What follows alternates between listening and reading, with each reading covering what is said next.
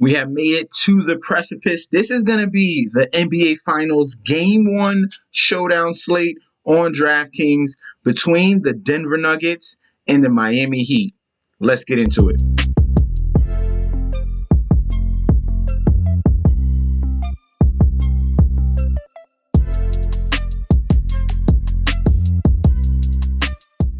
Hey, yo!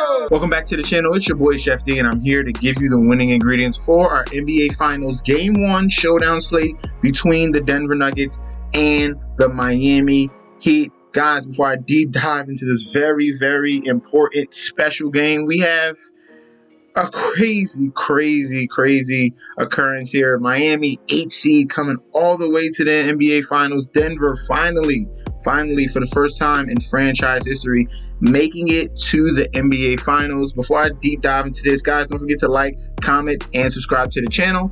Make sure you follow me on Instagram and Twitter at MetsNetShetsD. Guys, don't forget about that TikTok at Chef_D91. And don't forget about the Patreon if you want more DFS plays for the NBA Finals and for the NFL season that's going to be coming up. Get in and get loaded. Get to that link down below. If you want more MLB bets as well, get to that link down below. If you want to be ready for the NFL fantasy football season and best ball, get to that link right now down below.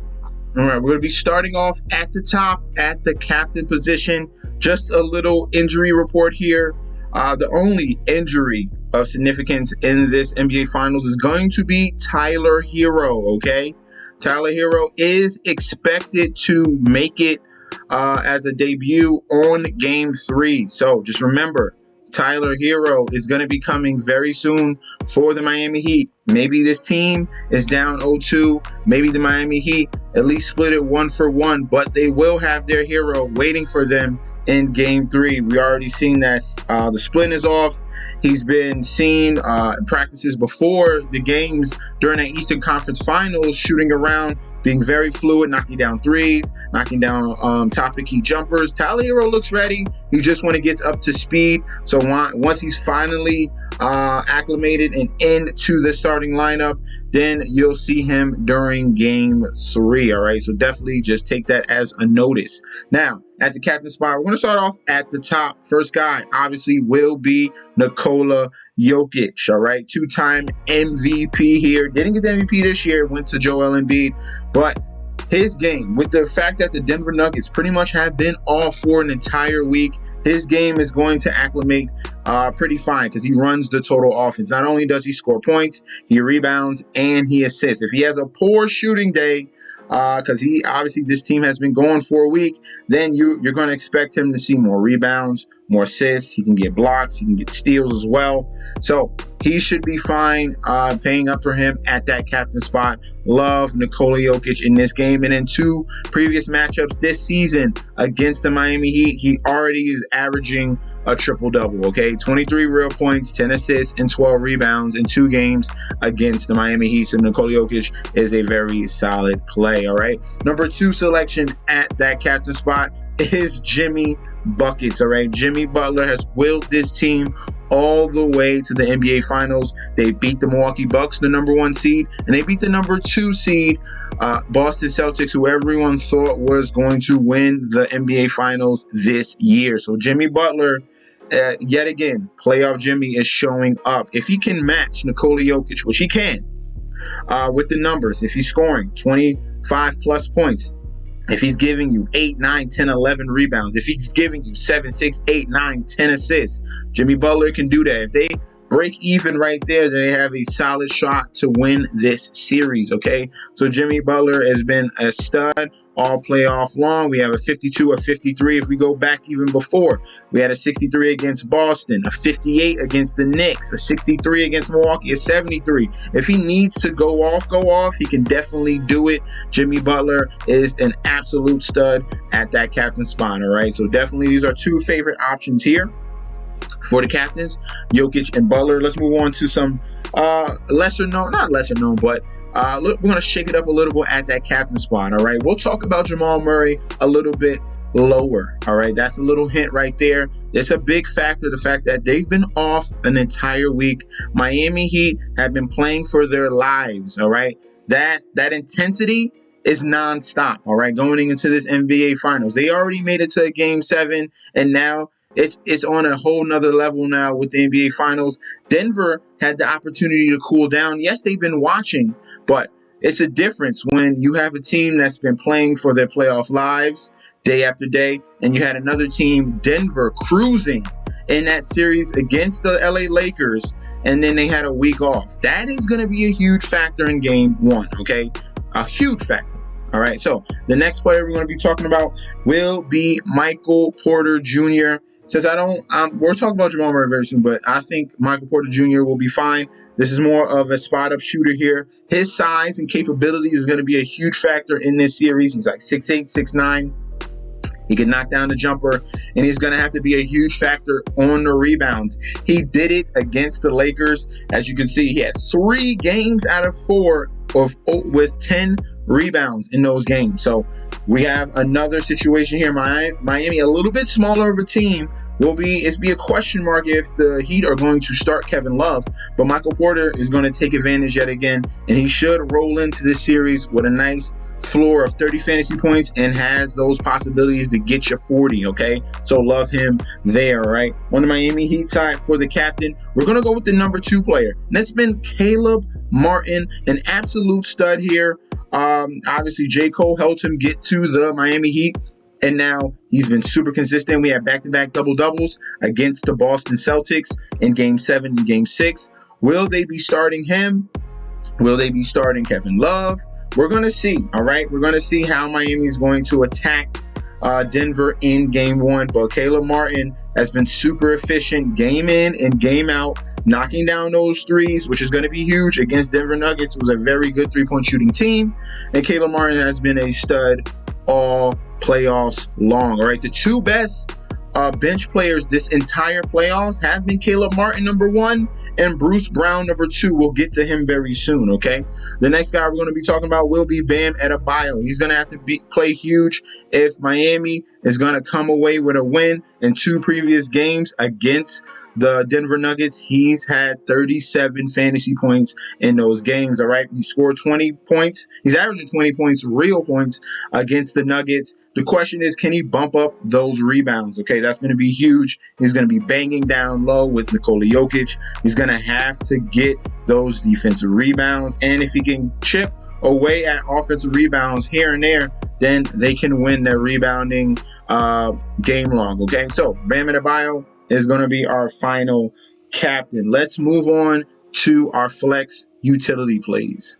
For our flex util options, we're going to start off with Jamal Murray. He's going to be our first guy. The reason why I bumped him down to flex instead of having him at captain, just because of the fact that they've been off a whole entire week. He was red hot against the LA Lakers.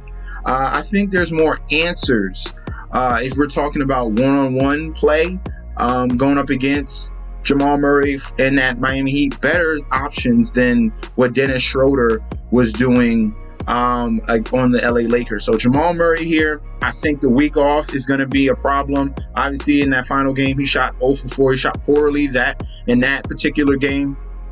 And these Denver Nuggets, I think they're going to be coming out a little bit slower in Game 1 than what you expect, okay? So we're going to bump, if I'm choosing anyone that's going to be bumped down, it's going to be Jamal Murray, because if both of those 2 guys go off, Murray and Jokic, they're most likely going to win the game. So if I think it's going to be a closer contest, one of the 2 are going to be falling off, and I believe it's going to be Jamal Murray. They have Gabe Vincent that can switch on and have play one-on-one defense with Jamal Murray. He can chase him all day long. Max Strus, that's the reason why he's even starting, because he can shoot threes and he plays solid defense.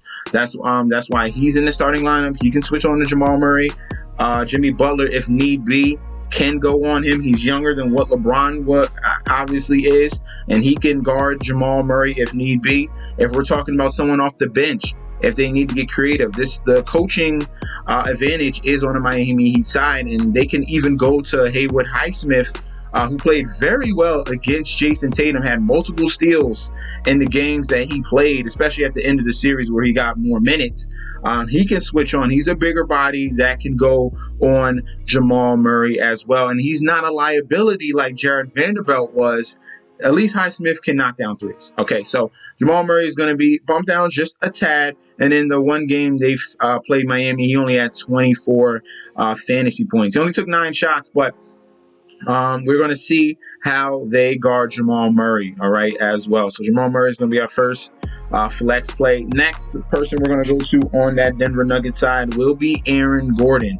Aaron Gordon, I'd probably see them playing him similarly like the Lakers did, leaving him alone, forcing him in situations where he's either going to have to knock down the three or forcing him to be aggressive where he's going to have to try to take the ball to the hoop and try to get fouls. And he's not that great of a free throw shooter. As you can see, he was 33% in game 4.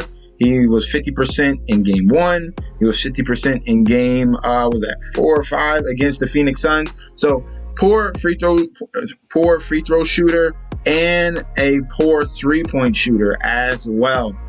But before that final game 4 against the Lakers, he had multiple games where he did not make 1 3, okay, at all. And if he is making a 3, it's either going to be 30% or 50%. He's making 1 out of 3, maybe 2 out of 4. So Aaron Gordon is going to be one of those guys that has an ability. He's going to have opportunity to score fantasy points. The real thing is, can he knock down the open shots? Because he's going to probably be left open in some scenarios. He has to take advantage of that. But if he does, then he can have a real big game like he did in game 4 against the Lakers. All right. The next player we're going to be talking about on the Denver side will be Bruce Brown. Like I said about Caleb Martin, he's been a stud off the bench, and so has Bruce Brown. He had 31 points, 27, 24, 24, 35. So he's had big games off the bench. He can knock down the 3. He's a high energy guy, small for his frame, but can rebound. He has big hops and a big vertical there. He's been scoring double-digit points, real points in these games, 15, 12, 16, and 13. So he provides nice upside in this game, in this series, coming off the bench as a 6-man. So Bruce Brown is someone we can look towards there as well. The first Miami Heat guy we're going to be talking about as a util will be Max Strus. Max Strus, like I said, is a better defender and can knock down the 3-point ball. If he gets hot, then you're looking at a very dangerous combination to go alongside of Gabe Vincent, Caleb Martin, Bam Adebayo, and Jimmy Butler. So Max Strus here, he's played solidly against the Denver Nuggets here in 2 previous matchups, averaging 37 minutes and 20 real points. He averaged 21 points against the Denver Nuggets in the 2 games that they played this season. He's been shooting very well against these Denver Nuggets. I think he's going to have to show up yet again, averaging 32 fantasy points. So love him at his salary of $4,800. All right. The next player we're going to be talking about will be Gabe Vincent. All right. That ankle injury is behind us. He's looking like a little bit of his old self. He shot well in those 2 previous games in 6 and 7 from that 3-point line, 50% and 67% from that 3-point line. That's going to be a big factor there. If he can chip in with double-digit real points and give us a couple assists here or there, that's all they need from Gabe Vincent. If we get a 20-point game, then we're looking at an absolute lock as a util play. Love Gabe Vincent there. And then last but not least, we have Kyle Lowry coming off the bench. Things are going to change once Tyler Hero comes back, but Kyle Lowry right now, he's going to have to be the veteran backup point guard here, playing solid minutes between 20 to 30 minutes in these games, and he's going to have to be efficient, lessen those turnovers, and if he can provide a couple threes here or there, a couple nice high energy baskets and fast break situation, assists, as you can see he's done in the last 4 out of the last 5 games, he's gotten over 20 fantasy points. So that's what you need, a nice glue guy that can get you 20 to 25 fantasy points. If he goes off, that's icing on the cake, and Kyle Lowry has that upside at his salary of $7,800. All right, so guys, Thank you for tuning in. Don't forget to like, comment, and subscribe to the channel. If you're looking for more fantasy football and best ball content, go ahead and click my home YouTube button. And guys, if you're looking for best bets, DFS notes as well, go ahead and click that link down below for the Patreon. If you are currently viewing and not a subscriber already, go ahead and support and click that subscribe button right now. Thank you guys for tuning in, and peace out.